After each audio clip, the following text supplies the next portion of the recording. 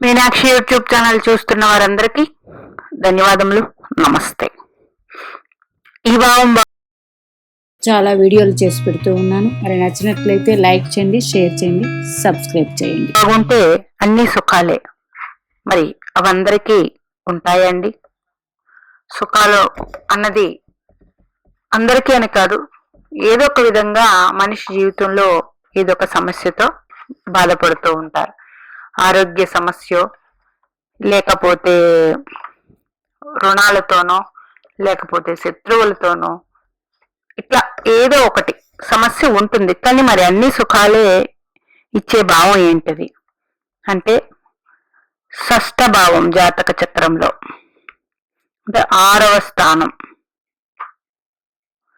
ఈ 6వ స్థానం ఎందుకు బాగుండాలి అంటే 6వ స్థానం నుండే మనం శత్రు రుణ రోగ స్థానంగా మన ఋషులు అందించారు. అట్లాగే జాతక చక్రంలో 3వ భావానికి 6వ భావానికి కూడా కారకుడు కుజగ్రహమే. అట్లాగే 3వ భావం 6వ భావం కాలపురుష కుండల చక్రంలో మిథున కన్య రాశులు ద్విస్వభావ రాశులు బుధుడు అధిపతి. అంటే జాతక చక్రంలో బుధగ్రహం బాగుండాలి.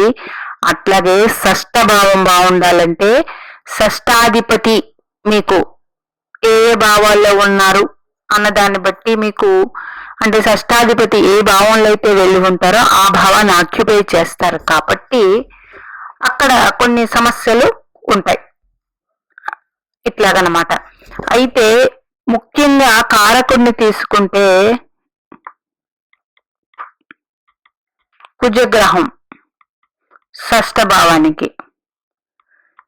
ఈ కుజగ్రహం చాలా ఇంపార్టెంట్ అండి జాతకంలో. కాలపురుషుని చక్రంలో మేష రాశి మొదటి రాశి అంటే తనుభావం కింద లెక్క వస్తుంది. అట్లాగే అష్టమ భావం వృశ్చిక రాశి కుజుడిది. ఆయుర్దాయం ఇవన్నీ నిర్ణయించే రాశి. మరి అష్టమం అంటేనే అది భయం అని కాదు, అష్టమ స్థానం నుండి మనం చాలా చాలా రకాల ప్రెడిక్షన్స్ తీయవచ్చు. మరి దీనికి కారకుడు శని భగవానుడు అయినప్పటికీ కాలపురుష కుండల చక్రంలో మేష వృశ్చికాలకి కుజుడే అధిపతి. ఒకటి జలతత్వానికి, ఒకటి అగ్నితత్వానికి. కానీ ఈయన్ని ఈ 12 భావాలలో 3, 6 భావాలకి కారకుడి కింద నియమించారు. 3 అంటే మన బ్లడ్ రిలేషన్, అంటే మన అన్నదమ్ములు వాళ్ళు కూడా వస్తారు. అందుచేత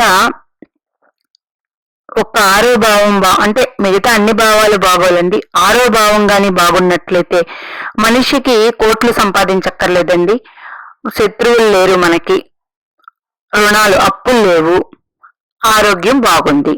అంటే ఏంటి అర్థం? మనం అత్యంత ధనికులమని అర్థం. మరి ఎంతో ధనికులు ఉంటారు, వాళ్ళకో వాళ్ళ పిల్లలకో లేక ఎవరికో అనారోగ్య సమస్యలు ఉంటాయి. అది అక్కడ మైనస్ పాయింటే కదా. అంటే మైనస్ పాయింట్ ఎక్కడి నుంచి? షష్ఠ స్థానం నుంచి. మరి కుజగ్రహం ఇవాళ అంటే ఇందాక పెట్టిన వీడియోలో కూడా కుజుడి మీదే చేయడం జరిగింది ఈ రోజు 2ను. మరి కుజగ్రహం ఎలా ఉంటే బాగుంటుందండి అంటే కుజగ్రహం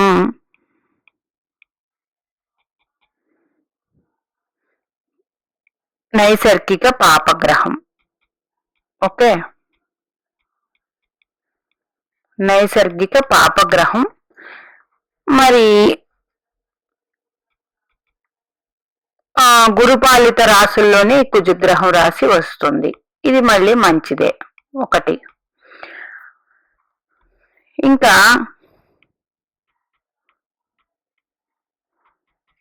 కుజుడు 2వ భావంలో ఉన్నా, 4లో ఉన్నా, సప్తమంలో ఉన్నా, అష్టమంలో ఉన్నా, వ్యయస్థానంలో ఉన్న కుజదోషం.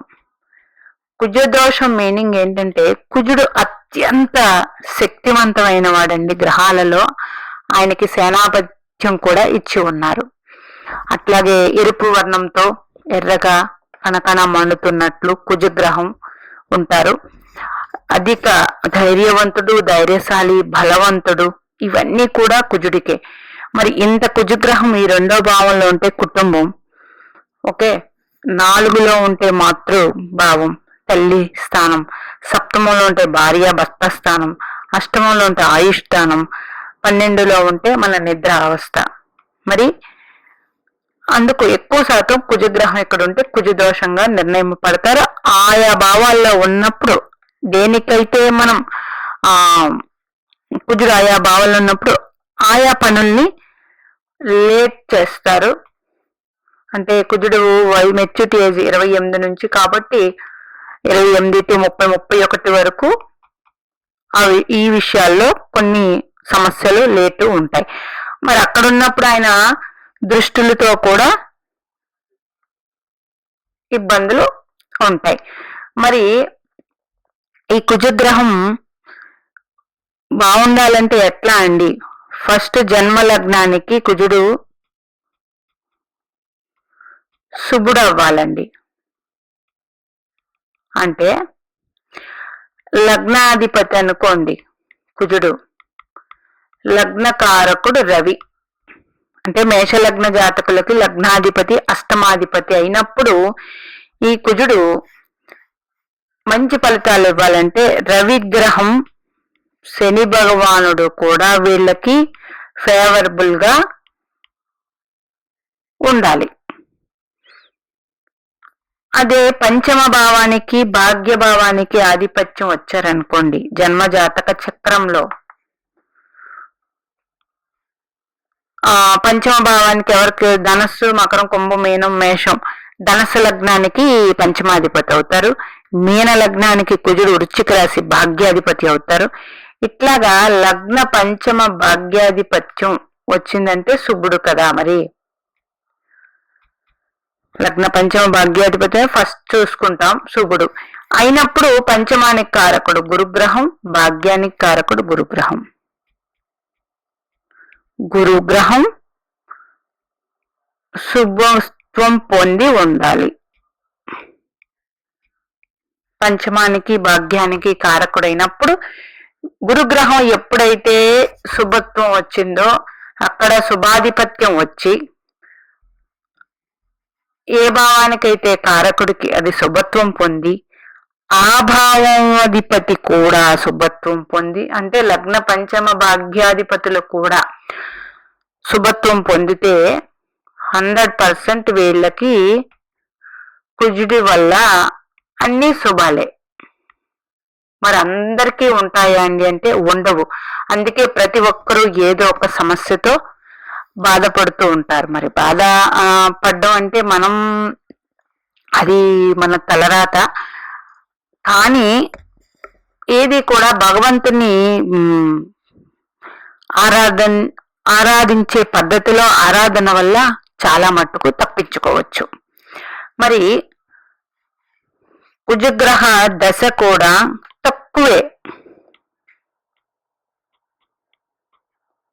కుజగ్రహ దశ కూడా తక్కువే. ఎన్నాళ్ళు? 7 years. ఓకే, కుజగ్రహ దశ కూడా చాలా తక్కువే. కానీ ఆయన పెట్టే ఇబ్బందులు ఒకవేళ దశ వస్తే అంతా ఇంత ఉండవు. ఎక్కువ శాతం అగ్ని ప్రమాదాలు, దెబ్బలు తగలడం. ఎందుకంటే ఆయన ఏ భావంలో ఉన్నారు, ఏ రాశిలో ఉన్నారు, ఆ రాశి అధిపతి, అట్లాగే కారకుడు కూడా, అట్లాగే నెక్స్ట్ ఆయన ఏ గ్రహాలతో కలిగికున్నారు, ఏ గ్రహాలతో దృష్టి పడుతూ ఉన్నప్పుడు ఆ దశ వచ్చినప్పుడు చాలా చాలా ముఖ్యంగా అగ్ని బాధలు, దెబ్బలు, ఎక్కువగా శత్రువులతో బాధపడడం ఇట్టి ఉంటాయి కదా. దెబ్బలంటేనే అనారోగ్యం, అగ్ని ఇవన్నీ కూడా ఇబ్బందులే. మరి చిన్న పీరియడ్ అయినా పచ్చిమిరపకాయ చూడండి చాలా చిన్నగానే ఉంటుంది, అది ఇచ్చే మంట ఎంత దారుణంగా ఉంటుంది. అట్లాగా కుజగ్రహం అంటే ఇది వీడియో చెప్పడం భయపెడుతున్నట్టు కాదు, నార్మల్ గా అసలు మనకి ఎక్కువ శత్రువులు ఉంటూ ఉన్నారు, అంతఃశత్రువులో బాహ్య శత్రువులు అన్నది, లేదా ఎక్కువ అనారోగ్య సమస్యలు వస్తూ ఉన్నాయి, లేదా అప్పులైపోతూ ఉన్నాము. ఇట్లా ఉన్నప్పుడు దశ లేకపోయినా కుజగ్రహ ఆరాధన అన్నది చాలా చాలా ముఖ్యమండి.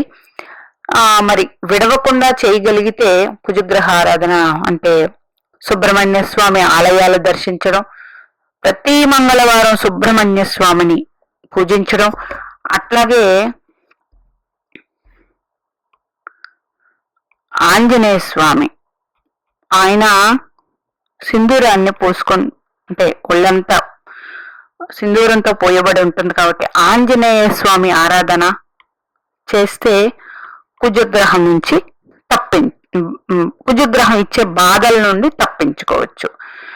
అందుకే ఈ భావం బాగుంటే అన్ని బాగుంటాయి అనేది హెడ్డింగ్ ఏంటంటే 6వ భావం గాని మన జన్మ జాతక చక్రంలో 6వ భావం అధిపతి, ఓకే, 6th లార్డ్ మీకు ఒక్కొక్క జన్మ లగ్నానికి ఒక్కొక్క గ్రహం అవుతుంది. శుభగ్రహం అయింది అనుకోండి 6వ భావాధిపతి, 6వ భావాధిపతి శుభగ్రహం వచ్చింది, ఓకే, ఆయనకి ఆ శుభగ్రహానికి లగ్న పంచమ భాగ్యాధిపత్యం కూడా వస్తే అప్పుడు కొంత రకంగా ఇబ్బందులు తక్కువ ఉంటాయి. అదే శుభగ్రహం కూడా అయ్యి ఇప్పుడు అంటే శుభగ్రహం కూడా అయ్యి 3వ భావానికి 6వ భావానికి ఆధిపత్యం వచ్చింది ఆ శుభగ్రహానికి, ఓకే, కుజగ్రహం ఆ లగ్నానికి అనుకూలం లేదు అంటే శుభగ్రహానికి ఆధిపత్యం వచ్చి శుభాధిపత్యం రాకుండా కుజుడు కూడా అనుకూలంగా లేనప్పుడు కుజ మహర్దశ ఇబ్బందులు పెడుతుంది 100%, ఓకే, 100% ఇబ్బందులు పెడుతుంది. ఎందుకు?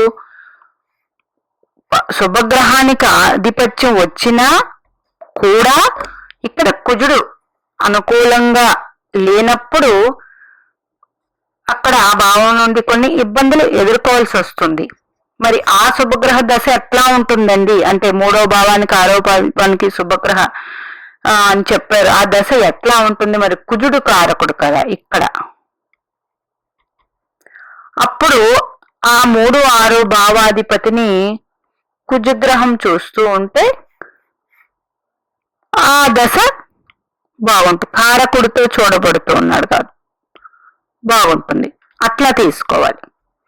అందుచేత ప్రతి ఒక్కరూ ఏదో ఒక సమస్యతో బాధపడుతూ ఉంటారండి. కానీ ఈ భావం బాగుంటే అన్ని సుఖాలే అన్నది అందుకోసమే హెడ్లైన్. ఆ భావం బాగుండాలంటే మనం చేసే చాలా చాలా రెమెడీస్ పనుల వల్ల బాగుంటుంది. ఇప్పుడు కుజగ్రహం బాగున్న వాళ్ళకి భూములు ఉంటాయి, ఆస్తులు ఉంటాయి, ముఖ్యంగా బ్లడ్ రిలేషన్స్ తో సఖ్యత ఉంటుందండి. ఎవరి జాతకంలోనైతే బ్లడ్ రిలేషన్ తో మన తోబుట్టువులతో సఖ్యత లేదో 100% వాళ్ళు కుజగ్రహ ఆరాధన సుబ్రహ్మణ్య స్వామి ఆరాధన చేసుకోవాల్సిందే. ఎందుకంటే మనకి జన్మనిచ్చిన తల్లిదండ్రులు, మనకి తోబుట్టువులు, వీళ్ళు జీవితంలో చాలా ముఖ్యం. నెక్స్ట్ మనం పెళ్లి చేసుకున్న తర్వాత మన భార్య భర్త తరపు వచ్చేవాళ్ళు. కానీ బ్లడ్ రిలేషన్ అన్నది ఎంత ముఖ్యం కదా. జీవితంలో అది సరిలేదు అంటేనే కుజగ్రహం బాగాలేదని అక్కడే అర్థం చేసుకోవచ్చు. ఫస్ట్. 2, కుజగ్రహానికి మీకు ఎక్కువ రుణాలతో బాధపడుతూ ఉన్నారు. లక్ష్మీ నృసింహ స్వామివారి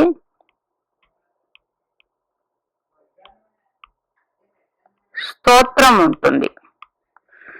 ఎక్కువగా మీరు రుణాలతో బాధపడుతూ ఉన్నప్పుడు లక్ష్మీ నరసింహస్వామిని ఆరాధించడం, ముఖ్యంగా సాయంకాలం సమయంలో అండి. ఆయనకి సాయంకాల సమయంలో గాని మనం ఒక స్తోత్రంతో ఆయన్ని ప్రసన్నం చేసుకుంటే మంచి అనుగ్రహం వస్తుంది రుణాల విషయంలో. ఏంటది? లక్ష్మీ నృసింహస్వామిది రుణ మోచన స్తోత్రం. మీరు పుస్తకాల రూపంలో దొరుకుతుంది, గూగుల్లో ఉంటుంది. చదవలేని పక్షంలో ప్లే చేసుకోవచ్చు. ఈవినింగ్ టైం చెయ్యండి. స్తోత్రం ఈ విధంగా స్టార్ట్ అవుతుంది. దేవతా కార్య సిద్ధ్యర్థం సభాస్తంభ సముద్భవం శ్రీనృసింహం మహావీరం నమామి రుణముక్తయే. ఇట్లాగా ఉంటుంది. ఒక 5-6 శ్లోకాలు ఉంటాయి. అతి సులువుగా రోజు చేస్తే మీరు 1 సంవత్సరం లోపే రుణాలు తీర్చడానికి మార్గాలు కల్పిస్తాడు ఆ భగవంతుడు. అతి సులభంగా రుణాలు తీర్చుకోవచ్చు. అట్లాగే ఆరోగ్య సమస్యలు ఉన్నా కూడా పోతాయి. అందుకని లక్ష్మీ నృసింహస్వామిని సాయంకాలం గోధూలి వేళ 5:30 to 6 PM ఈవినింగ్ ఈ పరిహారం చేయండి. ప్రొద్దున్న ఒక షార్ట్ చేసి పెట్టి ఉన్నాను. కుజగ్రహం నుండి అన్ని మనకి మంచి జరగాలంటే మంగళవారం రోజు భూమిపుత్రుడు ఆయన భూమిని తాకిన ఒక నమస్కారం చేయడం భూమికి, ఆవేళ నేల మీద కూర్చుని భోజనం చేయడం, మధ్యాహ్నం సమయం భోజనం. అట్లాగే మధ్యాహ్నం ఎందుకన్నామంటే కుజుడు మరి చాలా అగ్నిస్వరూపుడు కాబట్టి మధ్యాహ్నం కరెక్ట్ గా సూర్యుడు నెత్తి మీద ఉంటాడు కాబట్టి ఈవినింగ్ కన్నా మధ్యాహ్నం సమయంలో నేల మీద, మరి ఆఫీసుల్లో ఉంటాం కదండి, అవ్వదు కదా, అవ్వనప్పుడు ఏమీ చేయలేము.